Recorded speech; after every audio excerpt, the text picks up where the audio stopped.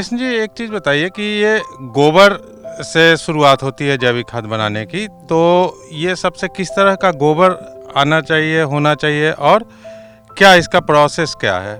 देखिए सर, ये जो गोबर है ये गौशाला से हमने मंगाया हुआ है, प्योर गोबर है गाय का, देसी गाय का। और इसको यहाँ पे जैसे ट्रैक्टर ट्रॉली इसको डंप करके जाते हैं तो इसको हम थोड़ा फैला देते हैं, 1.5 से 2 फीट की हाइट पे ले आते हैं इसको।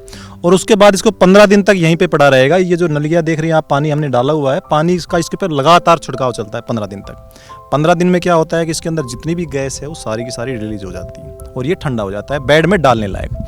और बेड में डालने का आपको मैं आगे दिखाऊंगा, आगे कैसे डाला हुआ है। 2 तरीके हैं, एक तो वर्मी जो बेड आता है उसके अंदर डाला हुआ है हमने, एक जो हम नॉर्मल जो बेड बनाते हैं पन्नी के ऊपर, एक उस पर डाला हुआ है।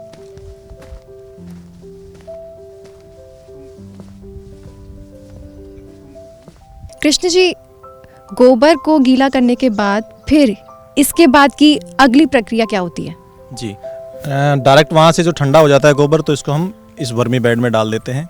इसमें 2 तरीके हैं, हम 2 तरीके से बनाते हैं। एक तो वर्मी कंपोस्ट बनाते हैं हम बेड में डाल के, दूसरा तरीका आपको सामने दिख रहा है जो हमने कबरनुमा बनाया हुआ है, एक वो तरीका है। जो आप ये वाले बेड दिख रहे हैं इसके अंदर हमने खाली गोबर डाला हुआ है। अभी इसके अंदर अभी हम प्रोम बना रहे हैं बेसिकली। इसमें जो DAP का विकल्प होता है वो भी जैविक, ठीक है, उसका एक प्रोसेस है, वो हमसे सीख सकते हैं कभी भी आके कोई भी भाई। तो ये DAP का विकल्प है और ये वर्मी कंपोस्ट है बेसिकली जी। जैसे ही हम इसके अंदर गोबर डालते हैं बेड के अंदर तो उसका अगला स्टेप ये होता है कि इसमें केंचुआ छोड़ना होता है, क्योंकि ये बिल्कुल तैयार हो गया है केंचुए के खाना। इसके अंदर कुछ लोग बोलते हैं जी आप कितना पुराना गोबर यूज़ कर सकते हो, तो मैं एक बात कहूँगा कि इसके अंदर 15 दिन पुराना तो सबसे बेस्ट है, क्योंकि उसमें से गैस निकली हुई है। बाकी 40 से 50 दिन तक का भी यूज़ हमने किया हुआ है, उसका भी ठीक रिजल्ट होता है। जैसे अपना खाना होता है ताज़ा, हमें अच्छा लगता है, और जितना बासा होता जाएगा उतने उसमें हमें समस्या आएगी। तो ऐसे ही जितना बासा होगा उतनी समस्या तो रहेगी, लेकिन ताज़ा अगर आपको मिल रहा है तो सबसे बेस्ट है, मैं ये कहूँगा। इसके अंदर आपको जैसे ही आपका गोबर 15 दिन ठंडा हो गया, इस पर आप केंचुए छोड़ दीजिए। केंचुए छोड़ने का भी एक तरीका होता है, प्रोसेस होता है। उसके अंदर हमें पहले टेस्टिंग करनी होती है। टेस्टिंग करने के बाद हम कोशिश करते हैं कि ये झुंड में रहे स्टार्टिंग में, क्योंकि केंचुए को इसके अंदर रहना है। अगर केंचुए इसके अंदर गए और मर गए तो सारा खेल ख़त्म हो जाएगा।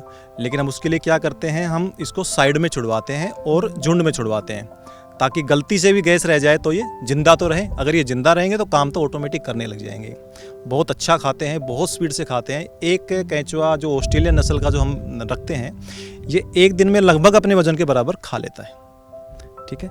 और इसकी जो प्रोसेस है, इसके आगे का मैं आपको प्रोसेस बताऊं तो इसको लगातार हमें अभी 40 से 50 दिन तक ढक के रखना है। ढक आप किसी से भी सकते हैं, जैसे पराली हो गई, केले के पत्ते हो गए, और अपनी बोरियां हो गई। इसके अंदर सबसे जो अच्छा रिजल्ट है वो पराली का है, क्योंकि पराली के अंदर छोटी छोटी नलियां होती हैं जिससे उसके अंदर नमी रहती है। और जितनी नमी रहेगी, केंचुए को कभी भी पानी नहीं चाहिए ज़्यादा। पानी अगर जहाँ भरा होगा वहाँ पे केंचुए ऑटोमेटिक कम हो जाएंगे। इनको नमी चाहिए, और नमी पराली से सबसे अच्छी तरह उसके अंदर मेंटेन रहती है। सबसे अच्छा तरीका ये।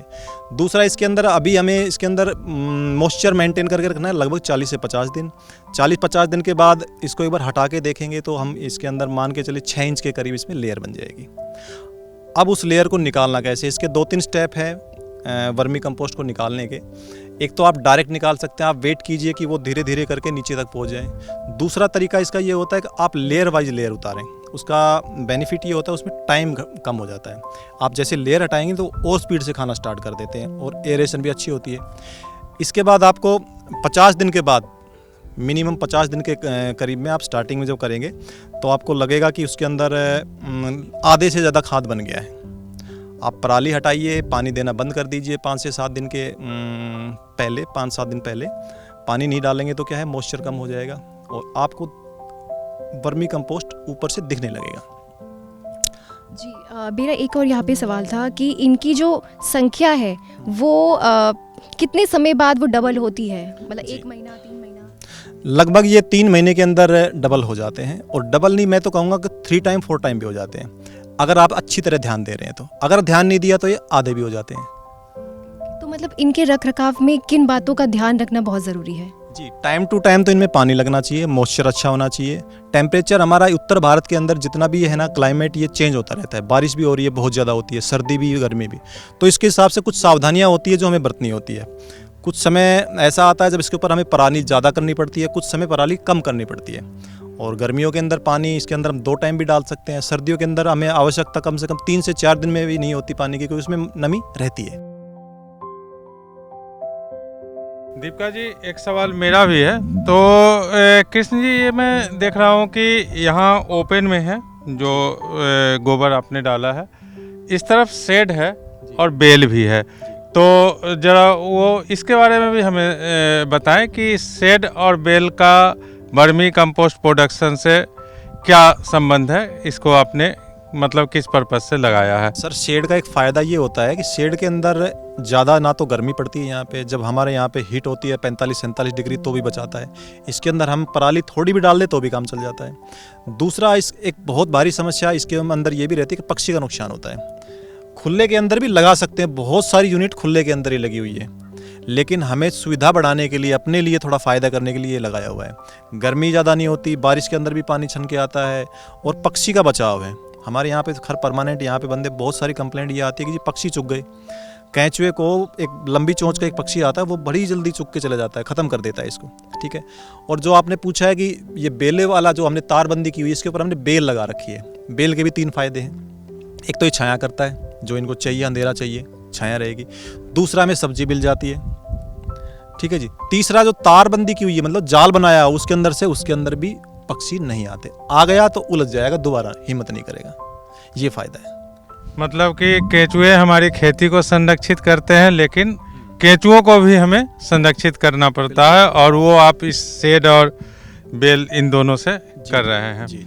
तो अब हमको वहाँ पर ले चलें जहाँ पर ये फाइनल प्रोसेसिंग आपकी होती है, जहाँ आप पाउडर के रूप में ये तैयार करते हैं।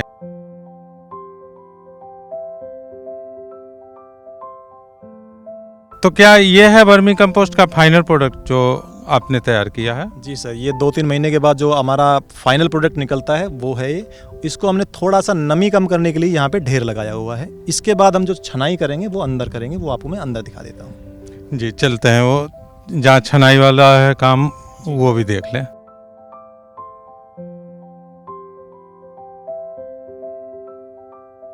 तो अब जो है ये तैयार हो गया, ये वर्मी कंपोस्ट, ये फाइनल है। ये फाइनल प्रोडक्ट है सर, और इसको ब्लैक गोल्ड भी कहते हैं। आप देखेंगे इसका कलर बिल्कुल ऐसा शानदार कलर हो गया है, ठीक है। और ये स्मूथ क्वालिटी है, सबसे अच्छी क्वालिटी है वर्मी कंपोस्ट की। आप कलर के हिसाब से देख सकते हैं इसको। अब ये पैकिंग के लिए जाएगा। पैकिंग के लिए आपको मैं 2 पैकिंग, हमारे पास अभी 2-3 पैकिंग है, जैसे 50 kg, 40 kg और 5 किलो के अंदर है। ये तीनों पैकिंग मैं आपको दिखा देता हूँ। इसके अंदर ही पैक होगा। और ये आपने जो अपना ब्रांड जो बनाया है, इसका जो पैकिंग का, उसका क्या नाम दिया है? सर, उसका नाम हमने भूमि गोल्ड दिया है। ये हमने ट्रेडमार्क लिया हुआ है इसका। और कुल मिला के अच्छी पैकिंग है, अच्छी क्वालिटी का खाद है। मतलब ये ब्लैक गोल्ड और आपने ब्रांड का नाम दिया भूमि गोल्ड। भूमि गोल्ड, जी जी, बढ़िया जी। तो वर्मी कंपोस्ट का पहले चरण से लेकर के फाइनल प्रोडक्ट तक का पूरा स्टेप हमें बताया कृष्ण कुमार जी ने, और हम उम्मीद करते हैं कि सभी दर्शकों को पूरी की पूरी प्रक्रिया समझने में मदद मिली होगी। तो कृष्ण कुमार जी, हमसे बात करने के लिए आपका बहुत बहुत धन्यवाद। सर, आप लोगों का भी बहुत बहुत धन्यवाद यहाँ पे विजिट करने के लिए और किसान के पास ये सारी जानकारी पहुँचाने के लिए। किसान ऑफ इंडिया के YouTube चैनल को सब्सक्राइब करने के लिए नीचे दिया हुआ सब्सक्राइब बटन दबाएं और किसान ऑफ इंडिया से जुड़े सभी अपडेट्स को पाने के लिए बेल आइकॉन दबाना ना भूलें।